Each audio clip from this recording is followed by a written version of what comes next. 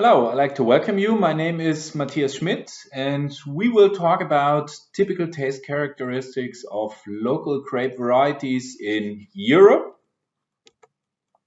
In the coming slides here, you get an overview about the typical local varieties that we are going to talk about.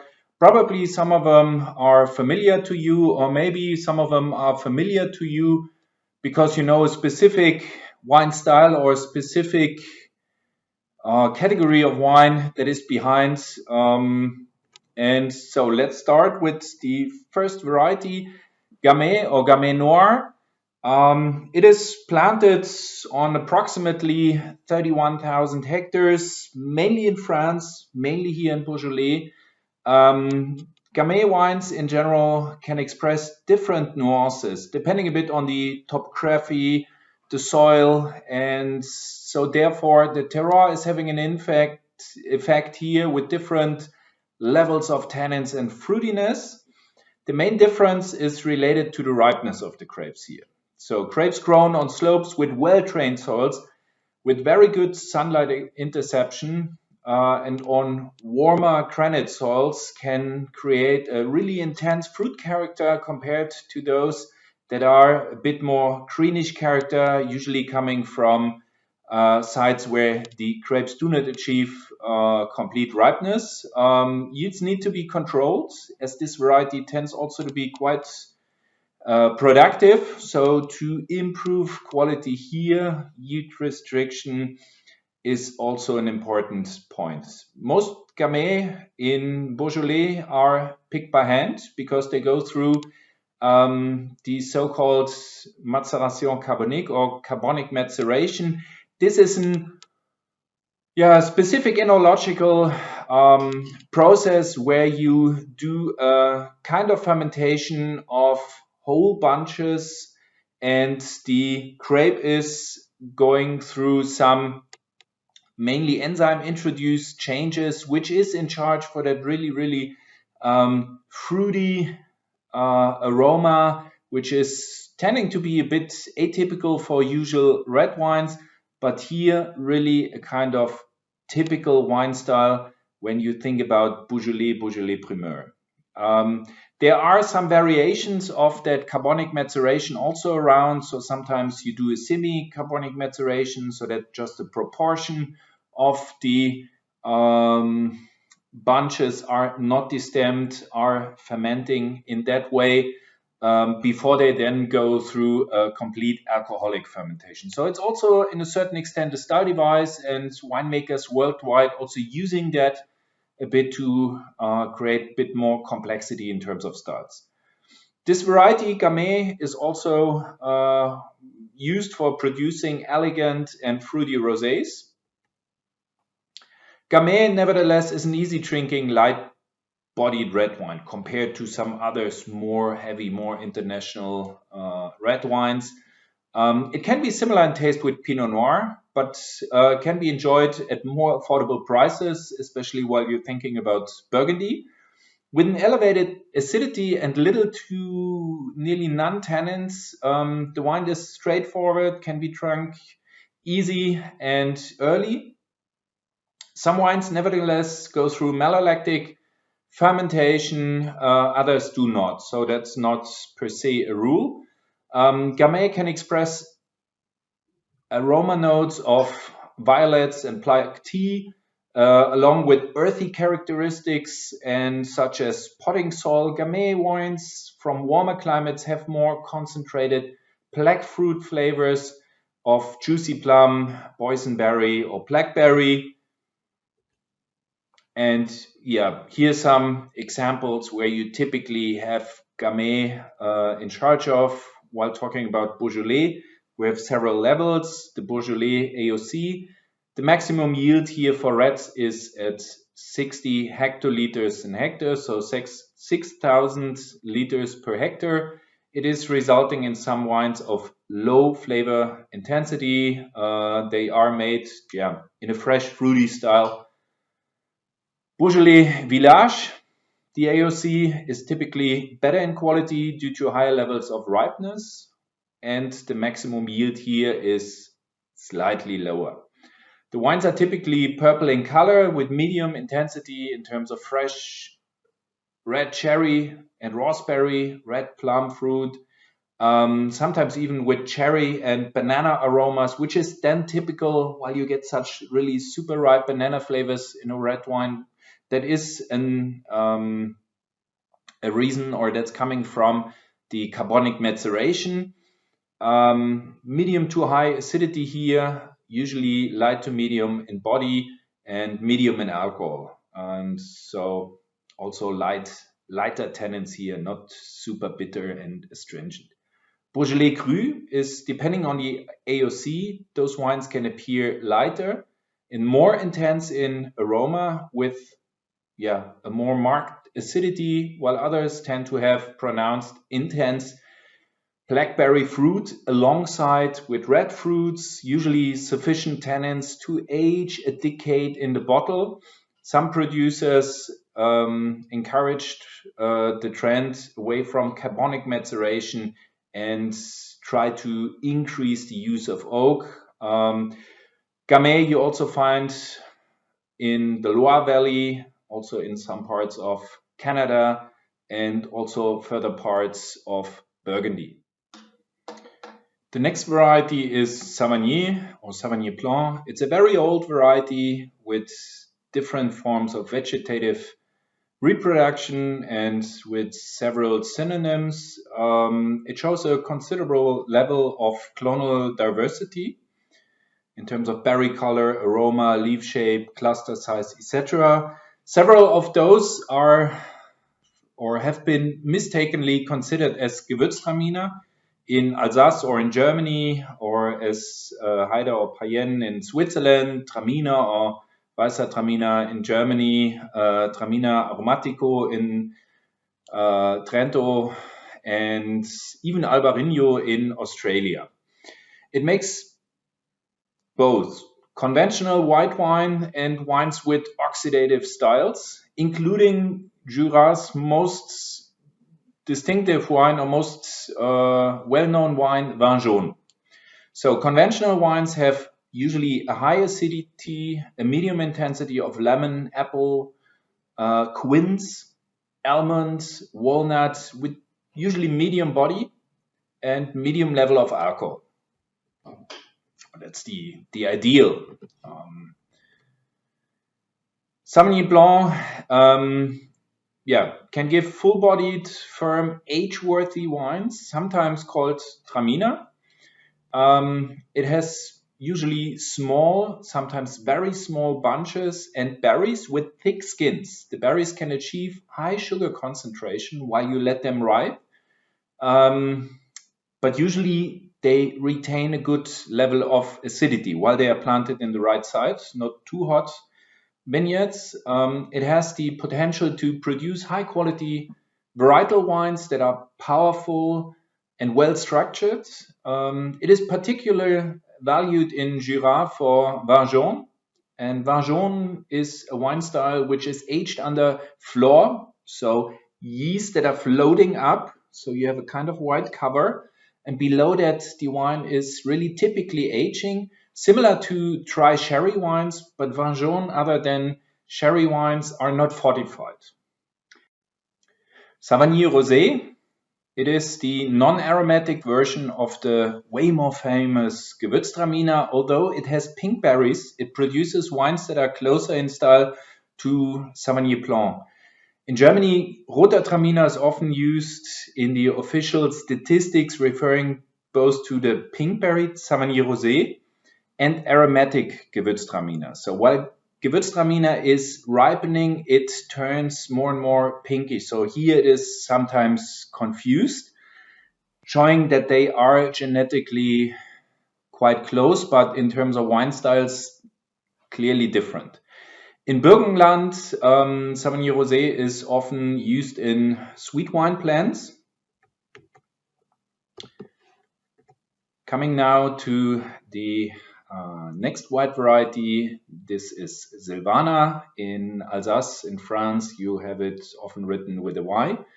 It's a quite old Austrian variety making relatively neutral wines with nevertheless an impressively racy firmness and certain staying power in Germany and in Alsace. We have smallish green yellow berries that are more aromatic than the wine they produce. So lower in acidity and less aromatic than Riesling, it produces large volumes of simple, inexpensive wines with usually subtle fruit aromas that can range from green to tropical fruit. Nevertheless, it has a certain potential. Roter Silvaner, red Silvaner, or blauer Silvaner cannot be genetically distinguished from the normal Silvaner. They are just simple color mutations. And while you have here in the bottom some pictures of those variations, you see the berries clearly look different. Nevertheless, the shape of the bunch, berry size, and the leaf clearly more or less the same. In Germany, in Rheinhessen, Silvaner is used to produce a creamier, leafier style of wine, producing wines that are slightly more aromatic than the classic Franconian Silvaner wines. Still with the dryness and the power, and it's ideally suited to accompany food like asparagus, especially seasonal, local speciality of eating asparagus. Here, Silvaner is quite often a kind of standard wine, having it together with asparagus. Typically made in dry style, there are some excellent and age-worthy examples of sweeter wines from Auslese to Trockenbeerenauslese and even everything in between. When yields are controlled, Silvaner has a certain potential. It can produce high quality, dry, medium-bodied wines with a medium acidity and certain distinctive earthy characteristics, really typical for Silvaner. The finest wines are not particularly super aromatic and tend to have only moderate acidity, but they are dry, coined by what we usually describe as minerality. Sometimes they can get earthy, firm, and full-bodied characteristics with descriptors such as passion fruit, peach, thyme, orange blossom, and even flint aromas. The next variety is Vermentino, or in France often called Rolle.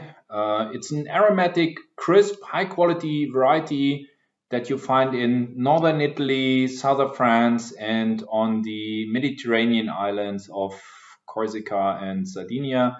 The grapes are typically gently processed with short period of skin contact, fermented at cooler temperatures in stainless steel to keep the primary aroma from the grape itself, and usually followed by a relatively short aging period of 3 to 4 months to express mainly the varietal characters and avoid overwhelming of aromas either coming from too long yeast storage or from oak vessels, for example. So here, standardized, usually cool fermentation in stainless steel.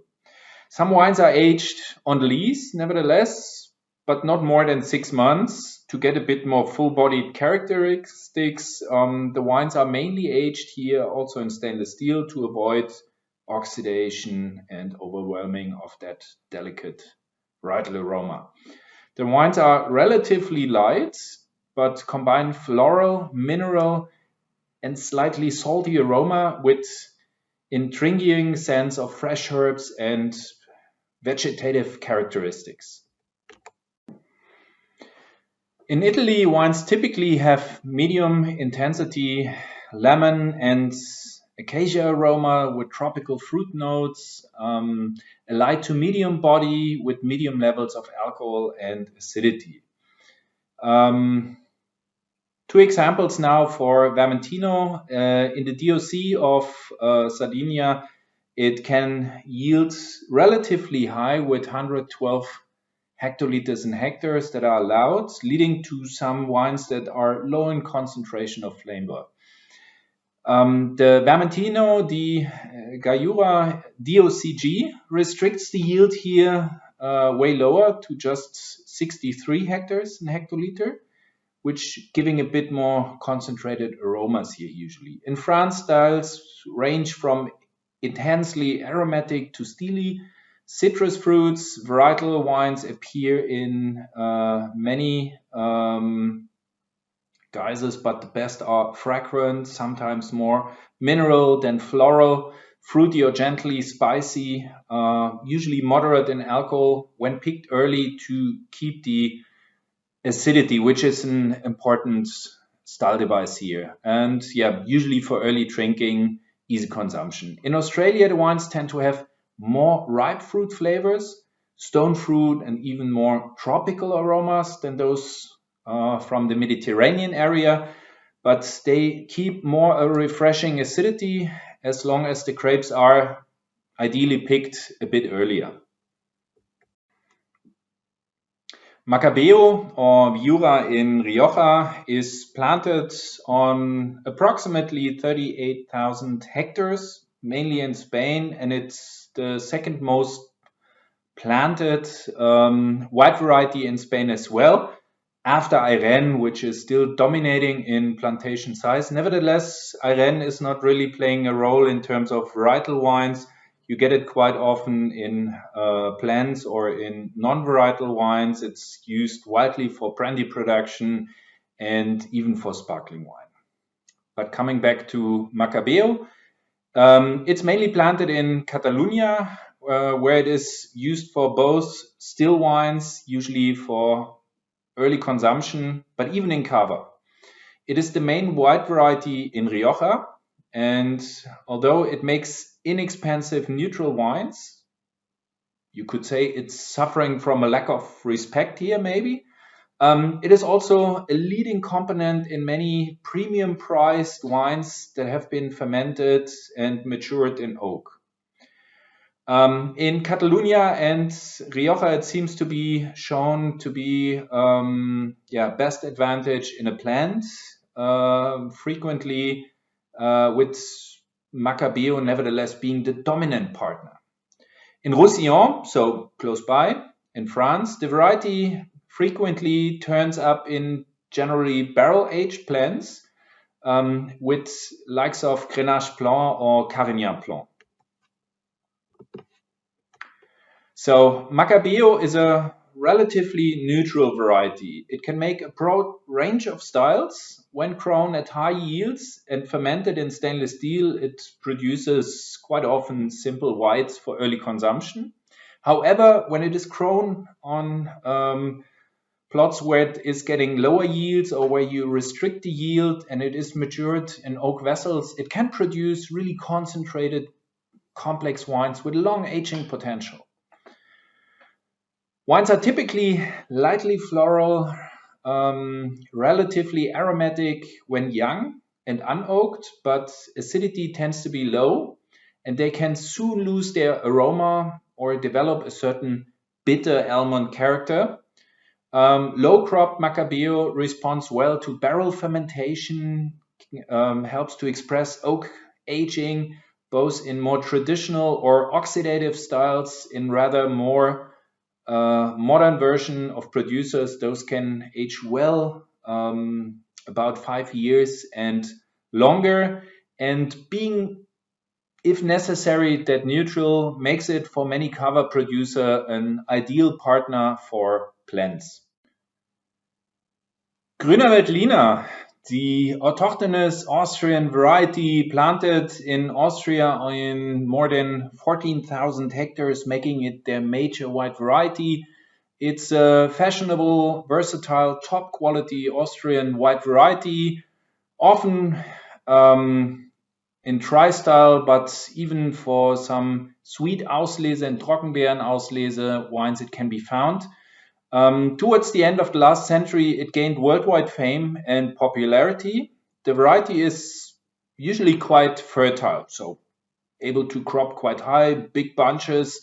It requires yield regulation in the vineyard to get better wine qualities.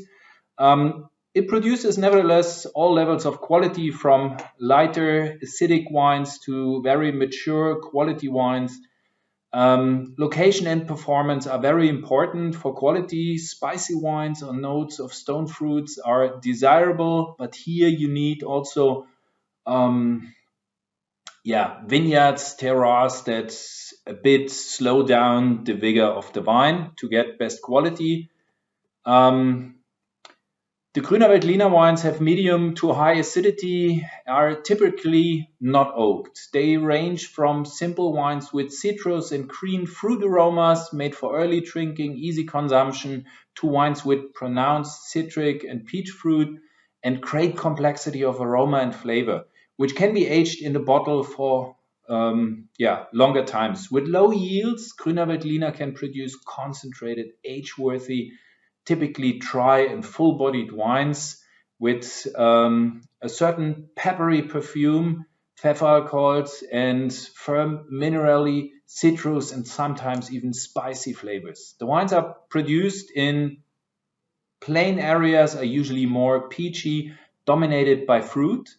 It is a versatile variety, capable for producing anything from a cuvée of Sekt, so sparkling base wines, through light, spicy, medium-bodied wines for everyday drinking, and up to concentrated, powerful expressions of steep slopes along riverbanks. The next variety, also quite old, from Hungary, is Furmint. It's the principal variety of the Fury high acid wines we know, especially for Tokaj. Furmint is an intense variety producing high-class wines, Fury, full-bodied, high in acidity, long aging capacity, sweet wines, and even dry wines, exclusively more or less in central of Europe, especially here in Hungary. Despite being thick-skinned, Furmint is particularly susceptible to botrytis. So therefore, ideally to be used in those Tokaj sweet wines that rely on botrytis concentration to accumulate that high sugar levels, to also concentrate a bit more the acidity, and besides varietal aroma, also get typical aroma from botrytis. In Slovakia, similar, if more muted styles of sweet wines are produced, while in Slovenia and Croatia, it's traditionally made as a dry wine. So Furmint is not just Tokaj, but in terms of sweet wines from Tokaj, it's the major variety. Dry wines from Furmint are produced in a range of styles, from those which are intended to be drunk young to more age-worthy, often being matured in oak as well, delivering really interesting results here. Due to the high sugar levels, they can be full-bodied in terms of alcohol. However, to improve viticultural practices, it is now possible to get also wines that are riper and, on the other hand, a bit more medium in alcohol levels. So if you slow down the vine. Single varietal dry wines are increasingly common. Typical flavors include lemon, apple, pear aroma, which can be detected in all kinds of styles of wines. Those wines develop notes of honey and nuts while aging. Grapes affected by botrytis, give flavors of dried apricot or mango, and even sometimes orange peel. Coming to the next typical European variety, Feteasca Neagra. It's a red wine, originally coming from Moldova. It is suitable for producing good quality wine. Nowadays mainly found in Romania. It gets some fresh rosés as well. And as mentioned before, also really interesting red wines. It shows significant biodiversity with at least 4 distinct types. So it is therefore to be said, it is a quite old variety that tend also changing or was changing a bit in terms of clonal diversity over time. In Romania, Feteasca Neagra produces some of the country's best red varieties, mostly in the Romanian Moldova. The wines are ideal for aging in wooden barrels, can be stored for long times. They're typically in barrels of Romanian origin, oak from there. Feteasca Neagra can be produced both as varietal wine or an ideal blending partner for Cabernet Sauvignon, Merlot, and even Pinot Noir. The red wines are typically dry, full-bodied, intense in terms of complex aromas of spice, both red, black fruit, especially ripe plums, and tannins that become velvety at age, so smoother. The variety has some similarities to Blaufränkisch and can be easily, therefore, be over-oaked. So here a bit take care in the cellar. Semi-sweet and sweet wines are also produced, particularly there for the domestic markets, not for export. Romanian red wine combines fresh berries, expressive toasted aromas, and light sandalwood nuances. It has the ability to produce really good wines with notes of plum, blackberry, vanilla from oak barrel, cinnamon as well, pepper, that are well balanced when well done and that can age quite well. Okay, I finally like to thank you for your attention. Thank you very much.